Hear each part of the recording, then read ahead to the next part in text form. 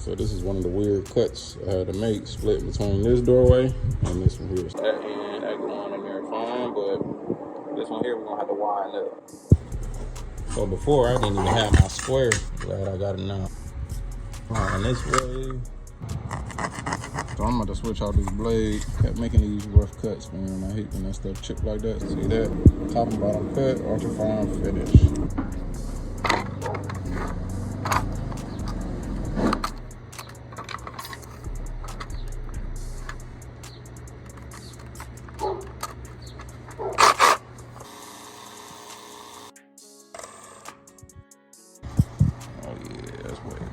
I'm gonna put this end in first. These nails sticking out from that trim.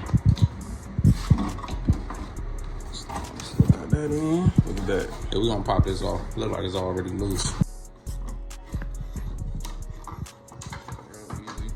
I already got my finish nail here. Round 3.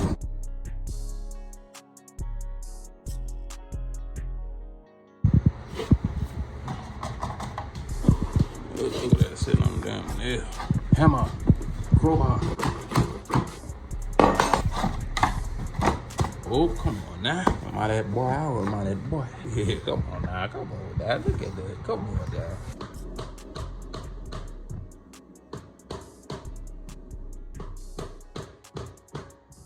Your little small pieces, you use your little angle banger.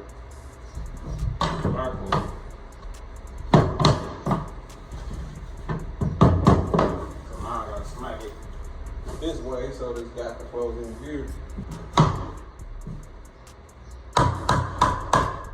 So I'm using my crowbar right here because my tool here a little bit too thick to fit in that crevice, so I use that to kind of separate it, and then I can move it down. Let's see about bending this.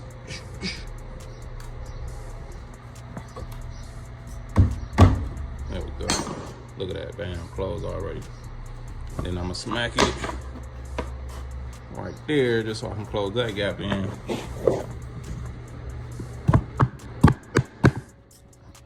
All right, so that closed good. Closing that angle banger.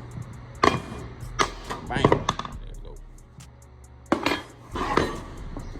Seamless finish. I have to add a little bitty piece right there because this piece wasn't long enough to shoot over there and not connect here, so I wanted that to connect so that can be a clean closer right here. We got a little fishy cut right here that I gotta make. We got to this point right here, can't use a starter piece because we gotta go around this corner. There's a little wide right there, so what I did was use this piece to kind of mimic a piece being there, just so I can get this intricate cut that's gonna be right here. So I just used the board there and then went ahead and attached another row right here, kind of show that this row is gonna be there, and then I was able to kind of leave that space right there and then just get my measurements off of each spot because you see we got some weird corners right there.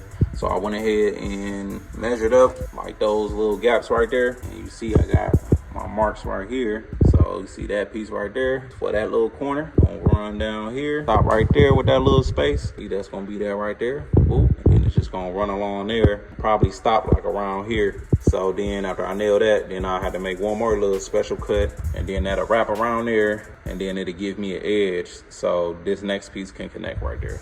So that piece is actually gonna be on this row right here to start that up, and we're gonna be good to keep on running down. This part over here, I'm gonna have to do it backwards. Instead of the little lip attaching to this big lip right here, I'm actually gonna have to start connecting these using the long lip, attaching it to the small lip right here. It's gonna be a little fishy, but I did it before. A few tools you are definitely gonna need is a table saw and a chop saw. So I'll put these tools down in the description so y'all can grab yours, but definitely gonna need those to cut these floors. This table saw right here, it allows you to cut the piece down like the middle if you have to cut, like for these end pieces right here. See, those are not full size. Those I had to cut down.